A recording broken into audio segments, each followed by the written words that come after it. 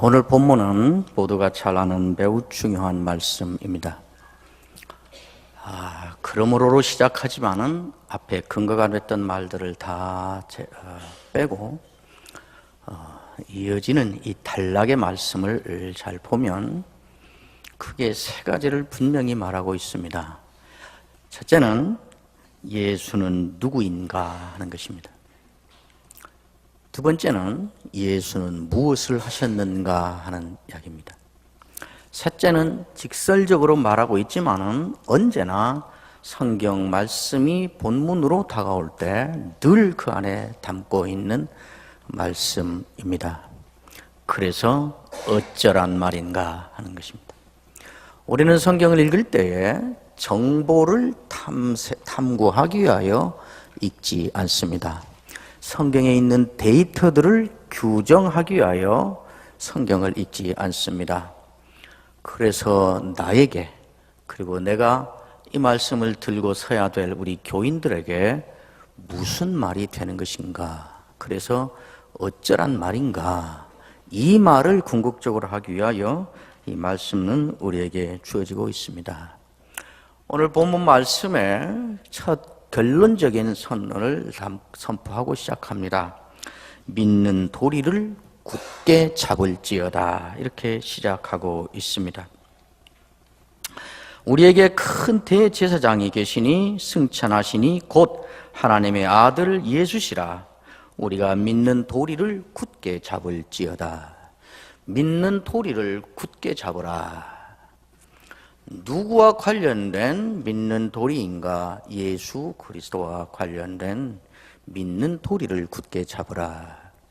언뜻 보면 어떤 윤리적 도리를 다하라, 윤리적 어떤 행위를 말하는 것처럼 인상을 주기 쉽지만은, 그러나 이 말씀을 하는 근본적인 의도는 믿음의 도리가 있으니 그걸 잡으라는 말이 아니고, 사실 이 본문이 하고 싶은 말은 예수를 붙잡으라는 말입니다.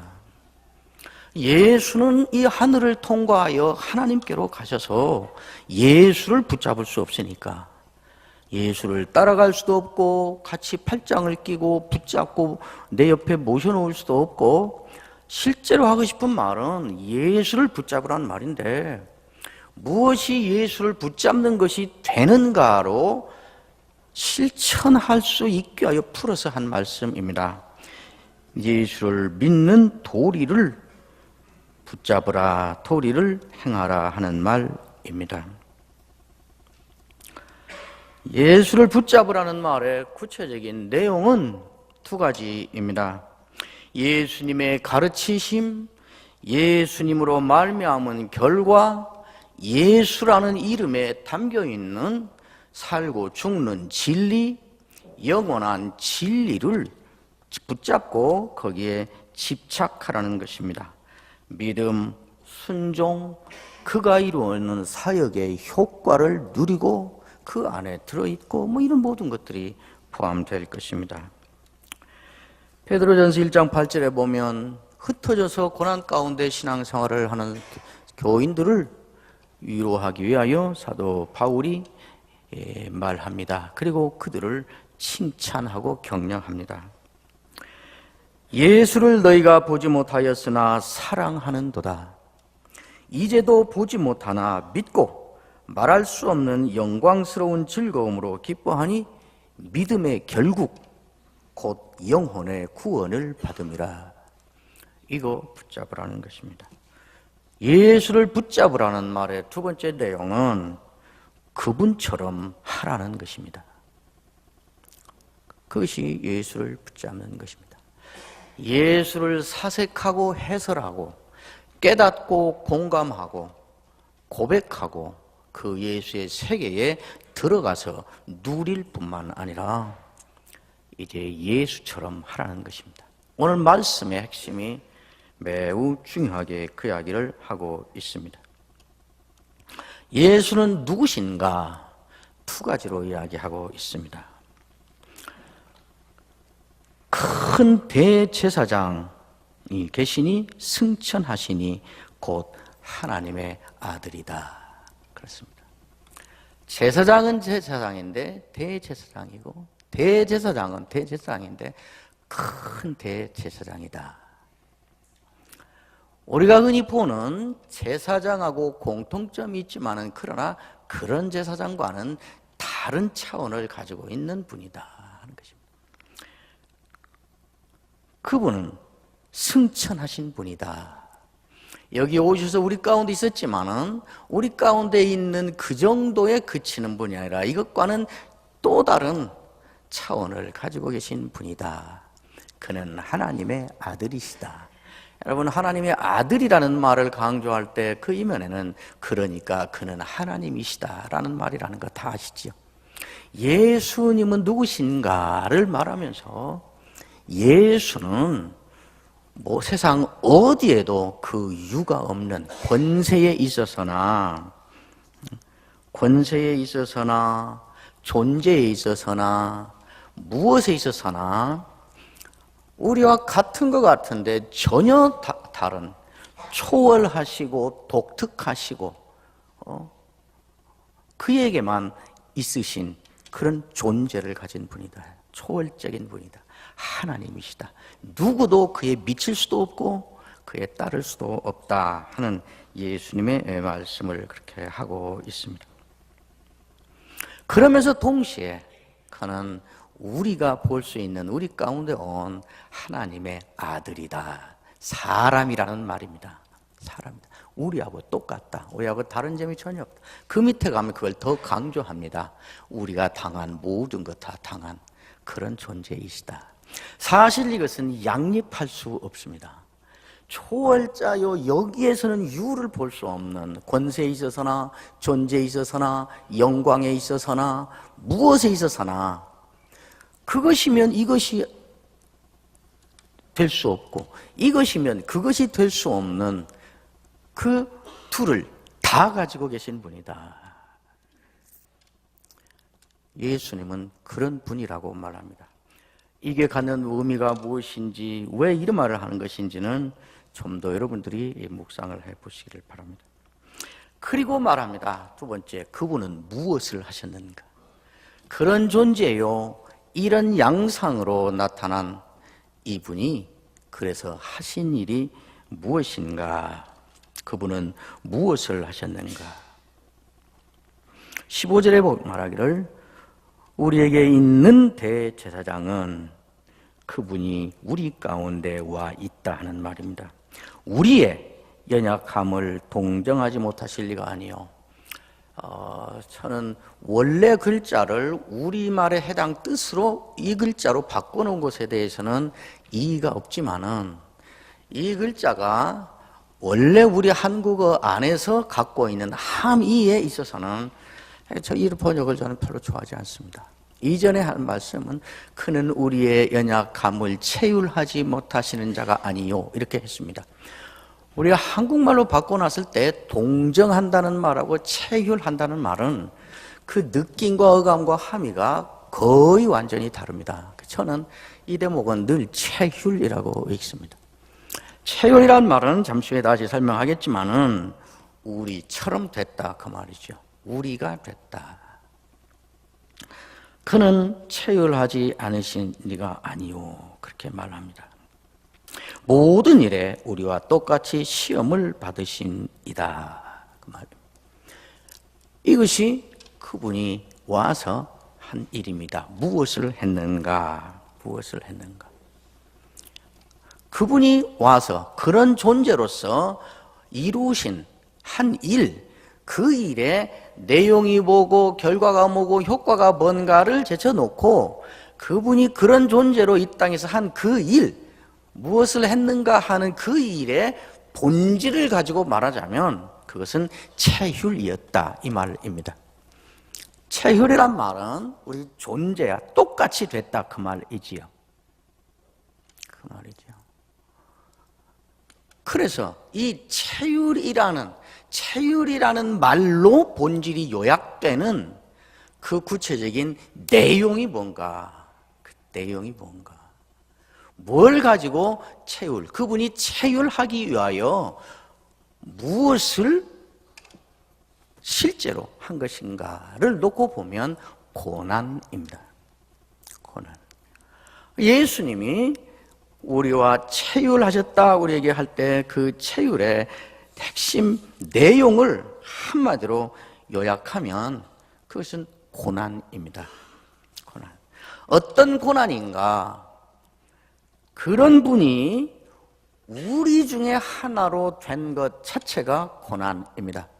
예수님에게는 여러분 잘 아시는 대로 빌립보서 2장 5절에 너희 안에 이 마음을 품으라 곧 그리스도 예수의 마음이니 그리고 그는 근본 하나님과의 본체시나 하나님과 동등됨을 취할 것으로 여기지 아니하고 자기를 비워 종의 형상을 가져 사람으로 나타나셨으니 곧 십자가에 죽기까지 복종하셨다 이 말입니다.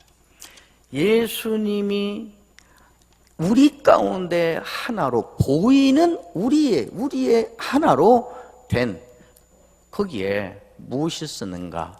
하나님이신데도 하나님이기를 사양하시고 사람이 됐고 하나님이 사람이 된다는 것은 하나님에게는 얼마나 모욕적인 일입니까? 이것은 엄청난 모욕이라는 것을 1997년 성탄절 때 초등학교 3학년이던 우리 아들한테 제가 배웠습니다. 사람이 산불이 나 있는 곳으로 달려가는 개미떼들에게 이리 가면 불 때문에 다 타 죽는다 가지 말아라고 가르쳐줘야 되겠는데 가르쳐 주려면 어떻게 해야 되겠어요? 사람이 개미가 돼야 말이 통하지 않겠어요? 사람이 개미가 된다는 것은 얼마나 모욕적인 일이에요. 그러더라고요. 울어요, 펑펑. 그러면서 성탄절은 예수님이 하나님이신데 사람이 된 거잖아요. 그러니까 그가 예수님에게 얼마나 모욕적인 일이에요. 우리가 불난 데 못 가게 하려고 오셨는데 그러니까 우리는 예수님의 말씀을 잘 듣고 고집 부리고 불난 데로 가는 개미같이 그런 거 하지 말아야 되겠어요. 그게 설교예요. 예수님께서 말씀이 되어 우리 가운데 오셔서 육신이 돼서 거하시는 것, 그분이 이 땅에 와서 황제 대접을 받았다 할지라도 그 자체가 이미 고난입니다. 예수님이 오신 것이 고난이고 이 땅에서 산 것이 고난이고 십자가에 죽은 것이 고난입니다. 이 고난에 절정의 죽음이 있지요. 그리고 모든 시험을 체휼했다. 그러니까 예수님이 당한 체휼하여 우리같이 되게 하여 체휼하신 것의 핵심은 고난이고 그 고난의 폭은 모든 걸 포함할 만큼 넓은 고난이고 그 고난의 깊이는 목숨을 내놓을 만큼 최절정에까지 이르는 그런 고난입니다. 그러니까 예수님이 체휼한 것을 예수님의 입장으로 가서 보면 그것은 고난입니다. 그렇게 해서 그 체휼이 우리에게 이루어낸 것이 무엇인가를 가서 보면 그것은 뒤에 계속 나오는 대로 은혜와 긍휼입니다. 예수님이 고난의 체휼을 하심으로 그분이 치른 것은 고난이고 그분이 체휼하심으로 우리에게 일어난 결과는 은혜요 긍휼인 것입니다. 그 체휼을 놓고 말한 다음에 마지막 결론을 그렇게 내리고 있습니다. 우리에게 있는 대제사장은 우리의 연약함을 체휼하지 못함이 아니요 우리와 같이 모든 시험을 당하였다. 그러나 죄는 없으시니라. 여기에 당했던 시험은 어떤 지도가들의 말대로 맞습니다. 유혹, 시험 이런 거지만 그러나 직접 문맥에서 보면 그가 우리가 죄인이기 때문에 당해야 되는 고난을 말하고 있다는 것도 매우 분명합니다. 그러니까 체휼을 말한 후에 그는 죄는 없으시니라 이렇게 말합니다. 사실은 뜬금없어 보이는 말입니다. 예수님이 말한 다음에. 왜 이 말이 나왔을까? 예수님이 체휼하기 위하여 그가 당한 여러 일들을 다 보고 제3자적 입장에서 본 다음에는 그가 당한 것, 그가 치른 것, 그가 경험한 것을 다 놓고 보면 누구나 죄 지었구먼, 죄 안 짓고야 어떻게 저런 일을 당해? 죄인이고 맞네, 이렇게 말할 수밖에 없는 그 현실을 살았다는 것입니다. 그래서 히브리서 기자는 분명하게 못을 박아놔야 했습니다. 그러나 죄가 있는 것은 아니야. 그러나 죄는 없으시니라. 이렇게 말을 해줘야 된 것입니다. 그러니까 죄인으로서 당해야 되는 모든 시험, 모든 괴로움, 모든 고난, 우리가 죄인이기 때문에 치러야 되는 모든 것을 그가 당했다는 말입니다. 그런다 죄는 없다. 그걸 가지고 체휼이라 그랬습니다. 그래서 어쩌란 말인가? 그래서 어쨌다고? 오늘 본문이 우리에게 이것을 말하는 것은 이 내용을 잘 파악하고 어디 가서나 잘 설명해 줘라, 그런 뜻으로 하고 있는 말이 아닙니다. 처음에도 말했지만은 특별히 설교자로서 본문을 읽을 때는 그래서 우리를 향한 의도가 뭔가, 이거 알았으니까 결국 어떻게 하라는 말인가, 그리 넘어갑니다. 결국 놓고 보면 예수님의 고난은 이중적, 그 역할에 있어서 보면 명백하게 이중적 역할을 갖고 있습니다. 예수님의 고난의 이중성이라 제가 말하기도 하는데, 이중적 역할을 하고 있습니다. 하나는 무엇인가? 예수님이 고난당함으로 우리를 살려내는 것입니다. 구원 사역입니다.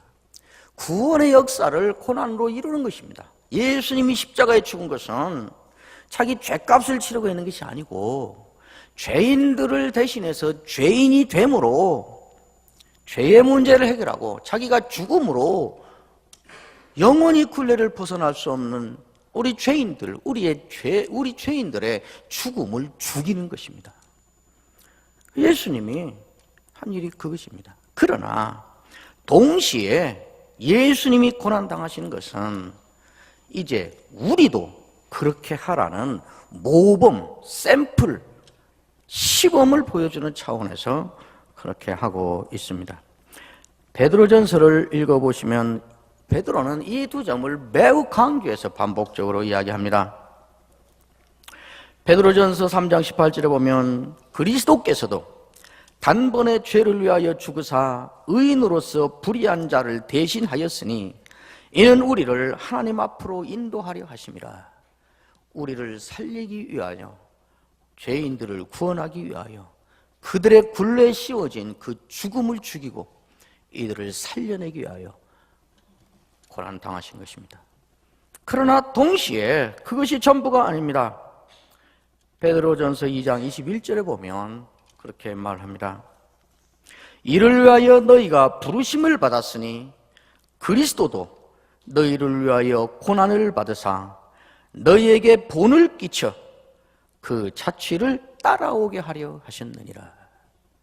예수님의 고난을 볼 때에 내가 저렇게 구원받았구나 라는 것과 동시에 내가 예수님의 고난을 나도 그대로 살아야 되는구나, 이리 가야 한다는 말입니다. 예수님이 고난당한 것은 이 이중적 목적을 가지고 고난을 당하셨다고 우리에게 분명히 말하는 것입니다. 이를 위하여 너희가, 앞에 이를 위하여 베드로전서 앞에는 억울하게 고난받는 것을 말했습니다. 너희가 잘못하여 고난받으면 그것은 당연한 것이지만은 선을 위하여, 믿음을 위하여, 그리스도를 위하여, 다른 신앙인들을 위하여 고난을 받으면 이건 하나님 앞에 아름다우니라, 이렇게 말하고 이어지는 말입니다.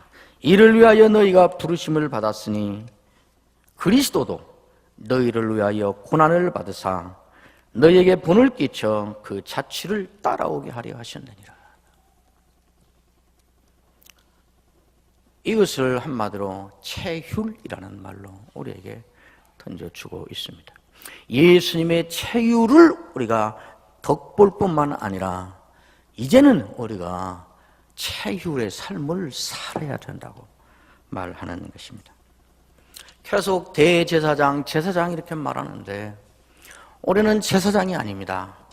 그러나 우리가 하는 사역의, 사명의, 부르심의 본질을 놓고 보면 제사장적 역할을 하도록 훈련받았습니다.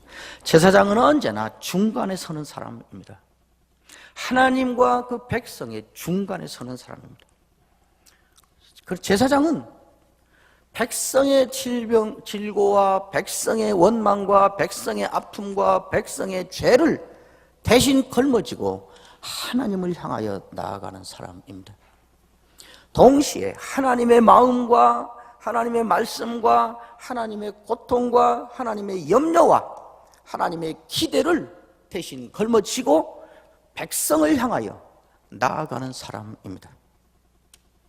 제사장은 그러니까 자기 자신일 뿐 아니라 공인인 것입니다. 제사장은 백성을 정죄하고 심판하고 이들을 교정해 주는 사람이 아니고 그건 선지자가 하는 일이고, 제사장은 이들의 아픔과 죄를, 이들의 고민과 상처를, 이들의 연약함과 무능을 대신 자기 어깨에 걸머쥐고 자기 마음에 새기고 이걸 해결자이신 하나님을 향하여 나가서 대신 엎드리는 자입니다. 그 일이 취미생활이 아닙니다.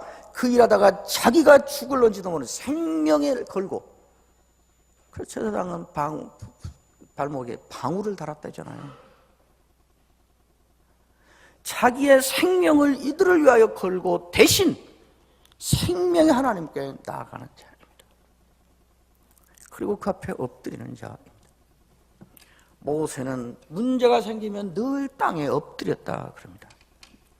하나님의 말씀과 하나님의 심정을, 하나님의 명령과 하나님의 아픔을, 하나님의 고민과 하나님의 인내를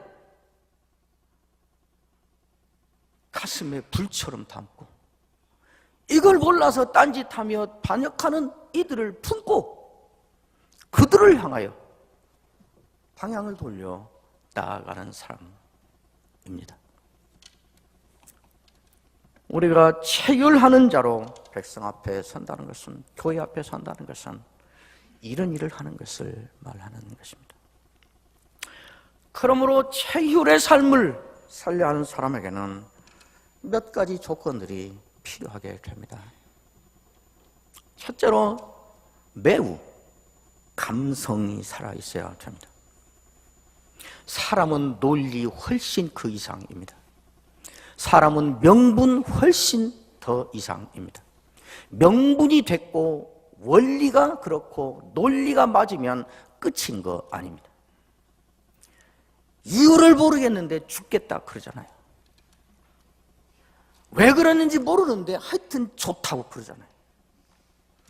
이 심령을 교감할 수 없는 사람이 어떻게 그 사람의 입장이 될 수 있겠습니까? 이해가 안 된다는 말은 목회자는 교인에게 해서는 안 되는 말입니다. 아니 그 문제로 상처를 받다니요, 믿음이 있는 거예요 없는 거예요? 그건 체휼하는 사람이 아닙니다. 이해가 되건 말건 그 사람이 아프다면 아픈 것입니다. 금식 기도했는데 배고파 죽는 줄 알았어요. 금식 기도를 하면서 배고파요? 배 고픈 것은 사실이고 그때도 배 고픈 것이 맞는가 아닌가 하는 것은 한참 뒤의 일이지요. 이걸 체휼이라 그럽니다. 체휼은 단순한 감정이입이 아닙니다. 체휼은 단순히 한 차원 높은 차원에 서서 혀를 차며 불쌍하게 여기는 이런 오만함이 아닙니다. 그 사람이 되는 것입니다. 예수님께서 하늘에서 혀를 차며 너희들 다 지옥 가고 멸망이 됐으니 안 됐다, 좋은 길이 있었으면 좋으련만 이러지 않았습니다. 당신이 죽음의 굴레를 쓴 인간이 되어서 이리 온 것입니다. 감정이입이 아닙니다. 참 안 됐네요. 기도 많이 하세요. 기도 많이 하는 줄 자기들도 압니다. 안 되는 걸 어떻게 해요? 여러분이 기도하세요. 이런 감성이 작동을 하려면 눈물이 있어야 됩니다.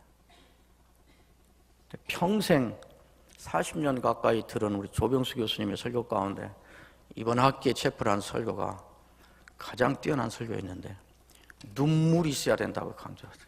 눈물이. 전 부교육자 할 때 눈물이 있으면 좋겠더라고요. 나는 감상주의자는 아닙니다. 그러나 한 달 이상을 기도했어요. 새벽마다. 하나님 저에게도 눈물을 한번 주세요. 눈물을 주라. 저도 하나님 때문에 한번 문 없이 울어보고 싶은데 눈물이 없으니 눈물을 주시라고 한 달 남짓 기도했는데 어느 날 새벽에 갑자기 시편 42편 5절 말씀이 떠오르더라고요. 내 영혼아 내가 어찌하여 낙심하며 어찌하여 내 속에서 불안하여 하는가. 너는 하나님을 바라라. 그 얼굴의 도우심을 인하여 내가 오히려 찬송하리로다. 괜히 그 말씀이 떠오르면서 그날 아침 내내 울었습니다. 그리고 얼마 있다가 또 기도하는데 성경 말씀 하나가 떠올라서 나의 힘이 되신 여호와여 내가 주를 사랑하나이다. 기도하면서 첫 마디 나도 시편 기자 흉내 한번 내봐야겠다 싶어서 그 말씀 가지고 나의 힘이 되신 여호와여 내가 주를 사랑하나이다. 그리고 했더니 얼마나 눈물이 쏟아지는지 그래서 한참 울었습니다. 그리고는 눈물이 많아졌습니다. 눈물이 있어야 합니다. 제가 총장이 되고 그 여름에 바로 황토흙, 빨간 황토 운동장에 축구장에는 잔디를 까고 그 밖에는 10종류의 야생화를 심어서 꽃밭을 만들었습니다. 학교 재정도 어려운데 사치스럽게 학교 환경정리를 해보자고 한 거 아닙니다. 어느 날 여러분들에게서 본 충격 때문이었습니다. 생활관 식당에서 본관 오는데 2분이면 옵니다. 어느 날 모든 학생들이 다 A4지 들고 이러고 내려오죠. 감성은 어떻게 해서 작동하게 되는가? 사람은 아름다운 것을 보면 참 좋다 할 수 있어야 되고 멋있는 걸 보면 참 멋있다 이럴 수 있어야 되는 것입니다. 한국의 신학대학 가운데 이런 경관을 가지고 있는 학교가 어디에 있습니까? 저런 걸 보고 즐기고 우리 조병수 총장님이 그 운동장 전체를 돌아가면서 양쪽에 철쭉을 다 심어서 차가를 깔아서 마치 먼 벌판 들길을 걷는 것처럼 느껴보도록 하는데 걷는 사람이 하나가 없어요. 쓸데없는 짓 한 거예요.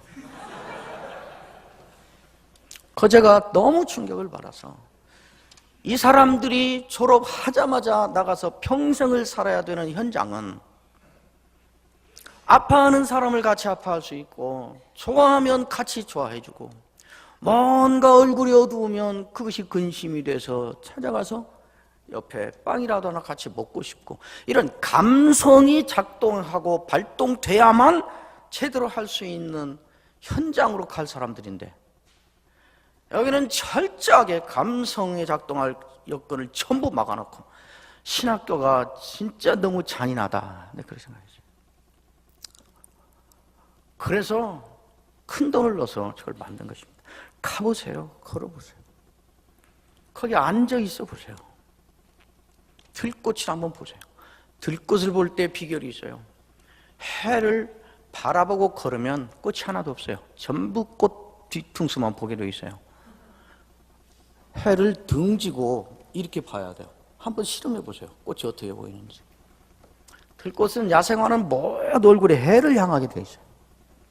해를 등지고 한번 보세요. 그 봤는데도 별로네 그러면 그 사람은 절대 목회에서는 안 돼요.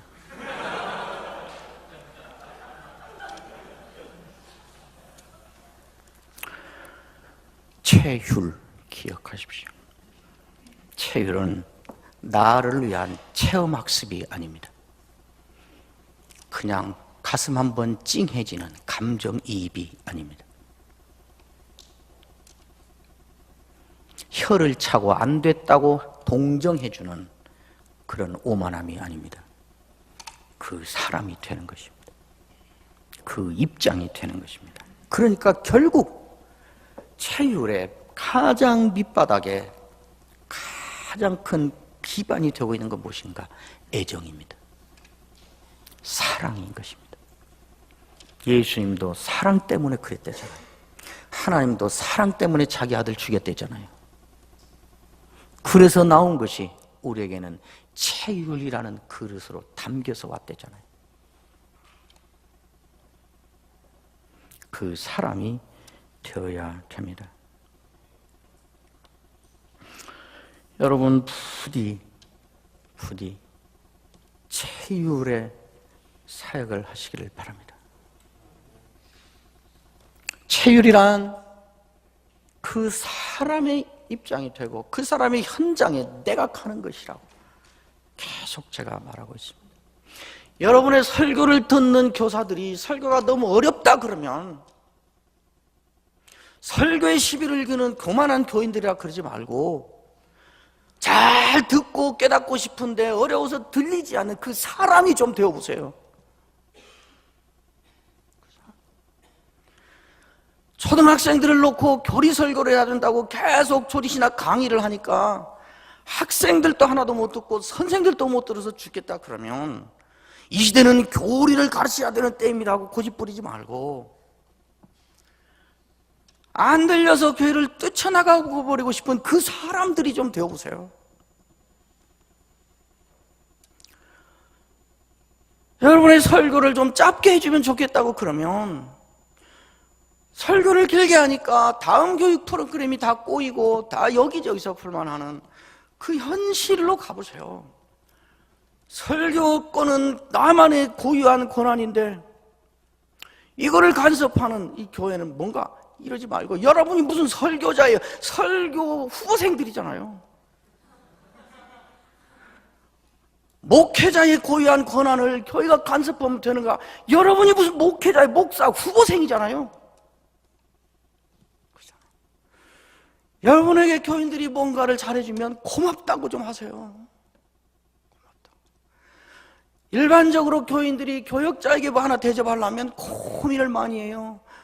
입맛을 알아보기도 하고 뭘 필요할까도 고민. 그래서 가져오고 그래서 우편으로 보내왔으면 받자마자 전화를 하든지 문자를 보내세요. 잘 받았다 고맙다고. 여러분이 싫어하는 것을 보냈어도 그 마음을 알고 고맙다 그러세요. 여러분 스타벅스 갖고 오지 마세요. 나 스타벅스 안 마셔요. 그래도 스타벅스 보낸 사람에게 제가 늘 고마워해요. 뭘 받았는가 때문이 아니라 그 사람이 귀하잖아요. 교회를 책임질 사람들이잖아요. 여러분 교회 전도사 뽑는다고 해서 가서 면담까지 하고 교회가 우리 교회 오시죠 그러는데 그 자리에서 이런저런 말하니까 저 이 교회 안 올 거야 하고 그냥 돌아와 버린 사람이 가운데 있어요. 누군지는 내가 알아보지 않아서 미워할 것 같아서. 재학생이래요.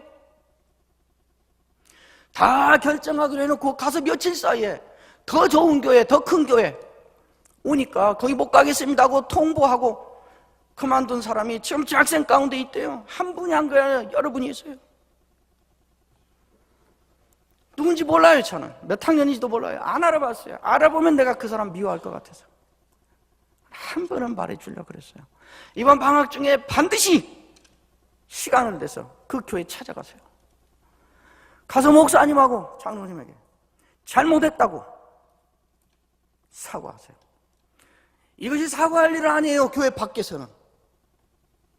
세상에서는 당연한 일이에요. 그러나 교회에서는 안 돼요. 더구나 교회를 책임질 목회자가 그따위 짓을 하고 다니면 안 되는 것이에요. 이건 못 고치겠다 그러면 자퇴하세요. 우리 학교는 그런 사람 길러낼 수 없어요. 어느 때는 여러분들이 했다는 소식을 자꾸 들으면서 하는 걸 보면서 화가 미안하고 속상하고 분노가 일어나요. 여러분 개인 때문이 아니에요. 우리 교수들은 학교가 생길 때부터 여러분 하나를 사람 하나로 보지 않아요. 여러분 하나를 교회 하나로 보고 가르쳐요. 우리는 10명을 잘 가르쳐놓으면 교회 10개가 제대로 된다. 이게 우리의 정신이에요. 초창기부터 박윤선 목사님 때로부터. 여러분이 잘못하고 엉뚱한 짓 하면 여러분이 미워서 분노가 생기는 거 아니에요. 미워할 이유가 뭐 있어요? 그냥 그러다 마음하면 잊어버리면 되는 거죠. 그러나 그럴 수 없는 것이 교회 하나니까. 여러분 하나 때문에 두고두고 상처받을 교회 때문에 분노가 생겨요. 여러분이 말아먹을 교회 때문에 속상해서 분노가 생겨요. 체휼, 그 입장이 되세요. 그 밑에 애정이 있어야 돼요. 애정을 가지면 안 보이던 곳곳이 샘솟은 것들이 보이기 시작해요. 행정적으로 공식적으로 하면 원리만 어기지 않았으면 떳떳해요. 명분만 분명하면 무슨 짓을 해도 나는 괜찮아요. 그러나 애정을 가지면 더 많은 것들이 보여요. 여러분들 가운데 상당수가 밖에 나가서 게임하고 PC방 가고 이런 거 다 알아요. 강의 시간에 수업 안 듣고 딴 거 하는 거 왜 모르겠어요. 특히 저는 30년 이상을 설교했는데 큰 교회 작은 교회 다 했는데 한 300~400명 정도 모인 교회에서는 누가 지금 뭐하고 은혜를 받는가 안 받는가 한눈에 들어와요. 무슨 투시 은사를 받아서가 아니에요. 경험상 그렇게 되게 돼 있어요. 속상해요.